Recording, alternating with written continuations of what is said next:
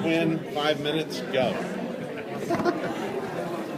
So how do you feel about Supergirl as a character? What did you, hi, just diving right into Why it. are you laughing about it? No, I thought it's you terrific. did a I good saw job. it. You did a great job. You did a great job. How do I feel about I mean, that? in the sense of this character, how did you feel about the character and the experience of voicing it?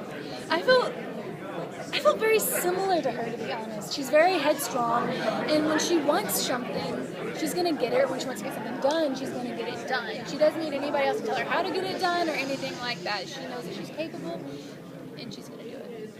So that's what I tried to bring to her, and that's what I connected with her about, and that's definitely what I took from her. Little triangle. Somebody. Okay. So when you get the script beforehand, do you do like a lot of preparation and before you get there, or are you just kind of like, all right, I'm going to try it 4 different ways? No. I'm messing with those lines a million other ways. And usually, if I can make it home, I have 3 little nieces. When I can make it home, I'll read it out for them, and I'll have them play stuff. And I'll have, well, how would you say this? If you were punching through a building, what noise would you make? And they'll just, do something totally crazy. I'm like, wow, like trying to spell it out. And there's nothing better than that. I mean, I guess you call it cheating or using my nieces and my, little boy cousins and stuff like that, but it's invaluable. It's completely invaluable. So I do a lot of preparation for it, and it's a lot of hard work. It's fun. It's absolutely fun, and yeah, it's great to watch them play too. Did you tell them you were going to play Supergirl? Not at that point. At that point. The oldest is 7, and she gets it. She's seen me record and stuff like that, and she totally understands. The 4-year-old, though, it doesn't make sense. I remember we were watching a Winx episode, and she sees my character Bloom on screen, and she was watching it. She looks at it, and she looked back at me, and she, that's you. And I said, yes. And she said, how are you here? It's like, oh, I can't. How do you explain that?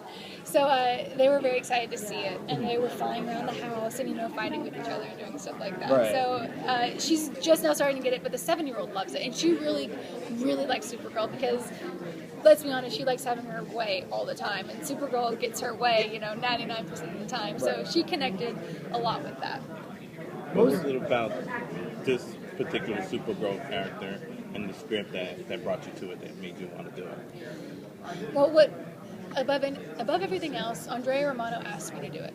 And I would do anything that she ever asked me to do. And that includes weeding her garden. Anything she asks me to do, I will do it because she is such an amazing woman. Always has been and always will be. I really liked the difference between Kara and Supergirl.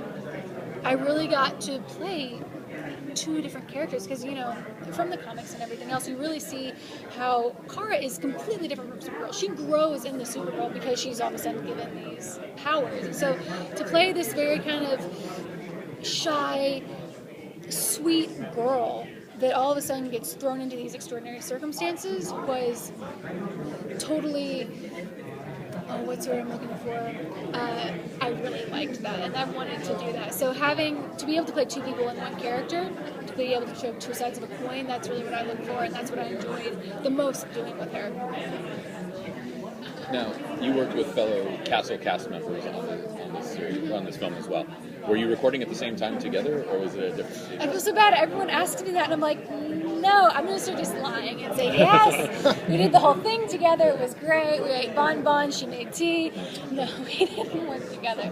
I wish, and I think... Because you play off well, really. Yeah. You play really well in the show together, so... I mean, that's all due to Andrea and the editing and everything that those guys do to make this film incredible. We do such a small part, and they make it so good. They make us look really good.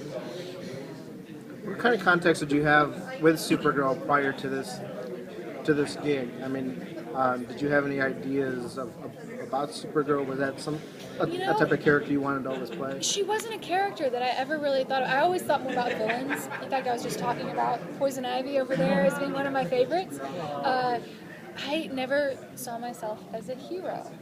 And when that was brought to me, I thought, how interesting, and because I've always thought that heroes can be a little stagnant, a little one note. So I thought I'm gonna play this like I would, any other of the villains that I pretend like I am. I'm really gonna try to give it as much good and bad as possible because no one is all good, no one is all bad. So I never thought about it, but it was great being able to do it, and now I think about it all the time.